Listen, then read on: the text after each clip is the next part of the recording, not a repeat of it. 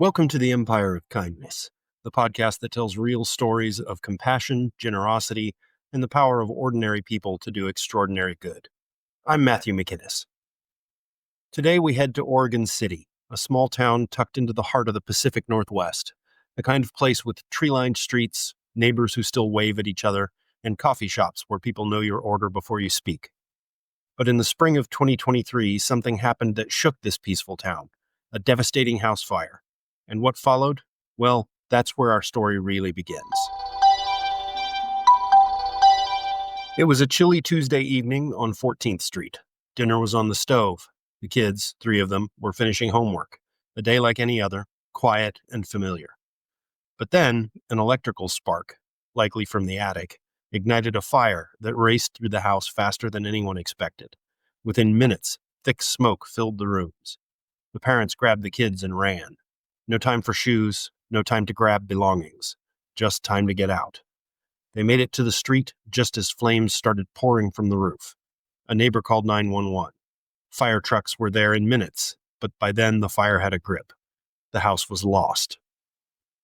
What the family didn't know, as they stood on the sidewalk barefoot and shell-shocked, was that their real safety net wasn't the fire department. It was their neighbors. The first act of kindness was small but immediate. Someone across the street brought over blankets and jackets. Another neighbor offered them shelter for the night. One woman returned a few minutes later with hot tea in a thermos, saying, "I didn't know what else to bring." Sometimes that's all it takes. By the next morning, a neighbor named Melissa had already launched a GoFundMe. She didn't ask permission, she just knew it was needed.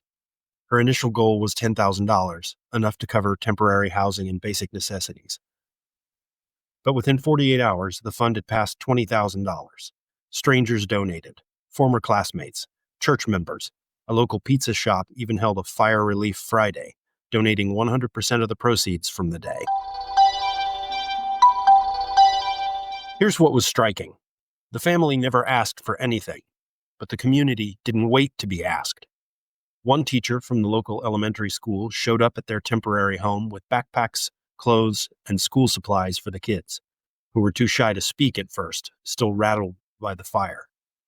But kindness, like fire, can spread quickly. A local church collected gift cards for groceries and gas. A nearby construction company offered help with debris removal, free of charge.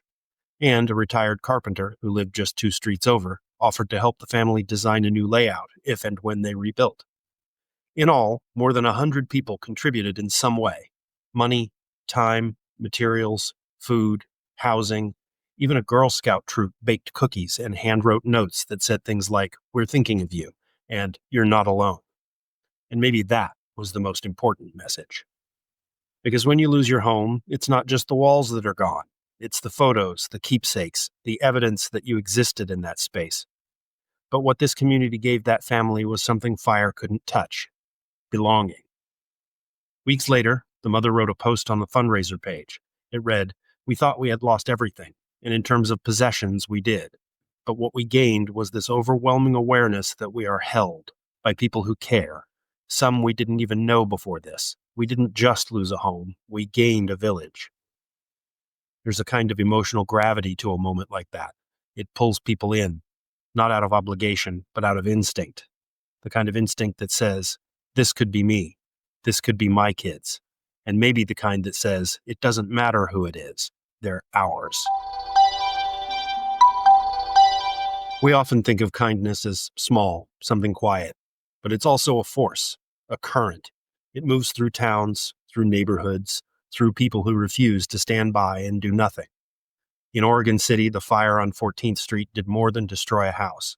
It revealed the bones of a community, and what it showed was beautiful: strength, generosity, connection.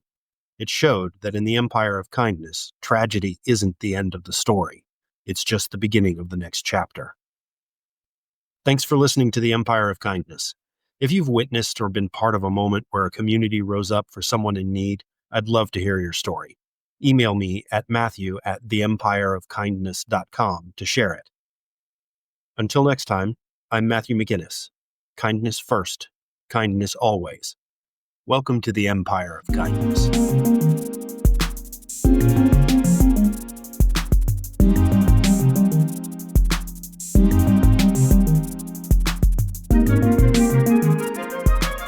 you.